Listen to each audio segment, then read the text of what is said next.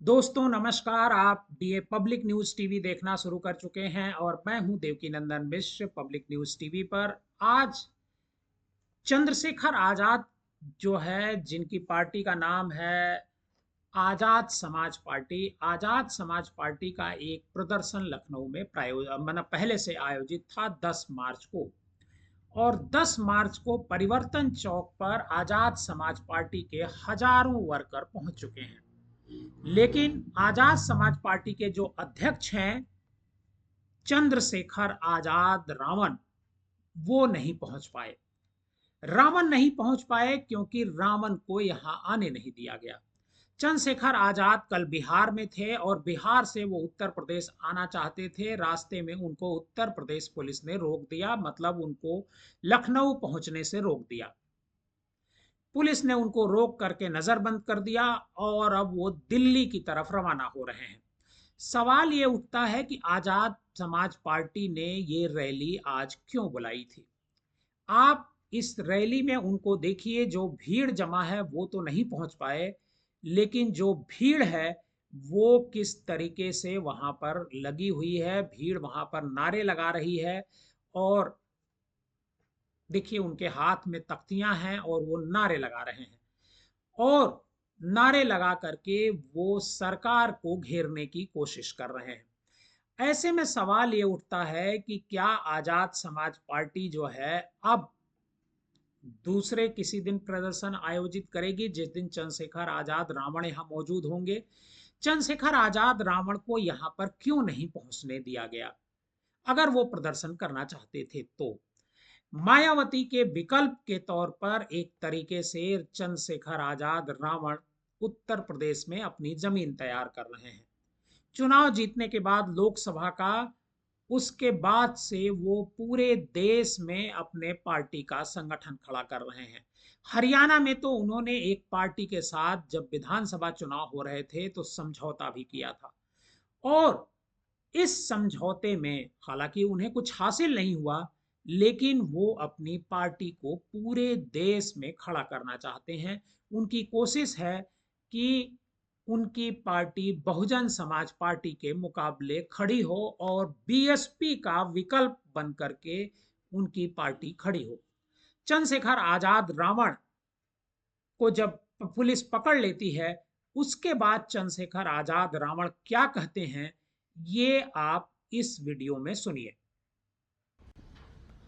साथियों, जय भीम, जय भारत, जय संविधान। आज देश भर में हमारा प्रदेश मुख्यालय पर शांतिपूर्ण आंदोलन है।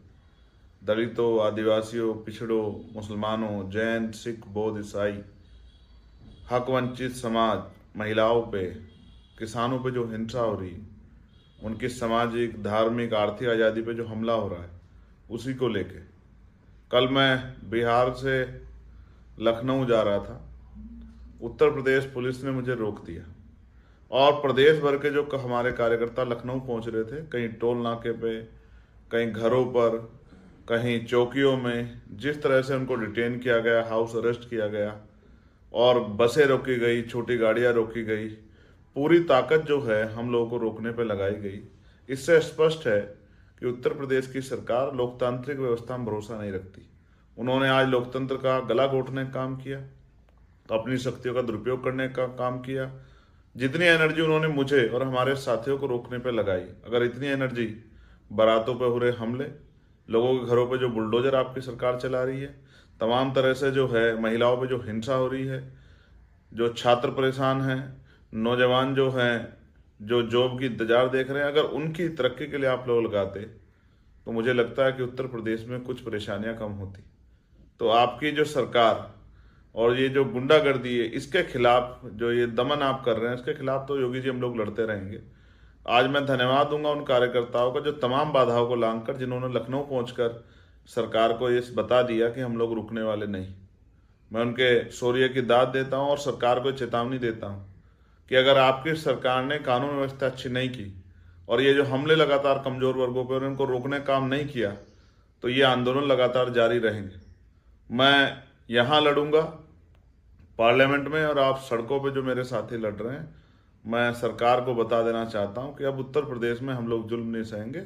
उत्तर प्रदेश की सरकार को हमारा पहला जवाब है, अगर मुख्यमंत्री जी ने घटनाओं का संज्ञान लेकर लोगों को न्याय नहीं दिलाने का काम किया और इस हिंसा को रोकने का जो है प्रयास नहीं किया, तो यह आंदोलन फिर होगा और इस बार आंदोलन इतना शक्तिशाली होगा कि कोई इस आंदोलन को रोक नहीं पाएगा। मैं पहुंचे हुए साथियों का धन्यवाद करता हूं और जिनको डिटेन किया गया है जहां जहां, वो वहां भी प्रदर्शन का हिस्सा बने, लेकिन इस अन्याय के खिलाफ अपनी आवाज उठाएं। जय भीम, जय भारत। चंद्रशेखर आजाद रावण कह रहे हैं कि आप वहां आवाज बुलंद करिए और हम अपनी आवाज को, आपकी आवाज को संसद में बुलंद करेंगे। मतलब संसद में चंद्रशेखर रावण आजाद इस मसले को गंभीरता से उठाने वाले हैं।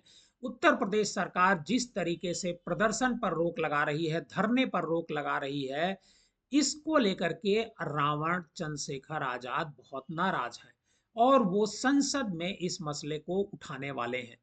उनके मुद्दे क्या हैं? दरअसल ये भी एक समझने वाली बात है। चंद्रशेखर आजाद रावण का कहना है कि देश भर में दलित, पिछड़ा, आदिवासी और अल्पसंख्यक समाज पर अत्याचार की घटनाएं लगातार बढ़ रही हैं। बहुजन समाज के खिलाफ हमले, हत्याएं, बलात्कार और जातिगत भेदभाव के मामले चिंताजनक रूप से बढ़ते जा रहे हैं। इन्हीं मुद्दों को लेकर के वो आंदोलन कर रहे हैं। इन्हीं मुद्दों को लेकर के आज 10 मार्च को उन्होंने लखनऊ में जुटान अपने समर्थकों की थी, वर्कर्स की थी, लेकिन वो सफल नहीं हो पाए क्योंकि चंद्रशेखर आजाद रावण को रोक दिया गया और उनके जो लोग हैं उनको भी जगह जगह रोक दिया गया। पब्लिक न्यूज टीवी पर बस इतना ही। आप हमारे साथ बने रहिए।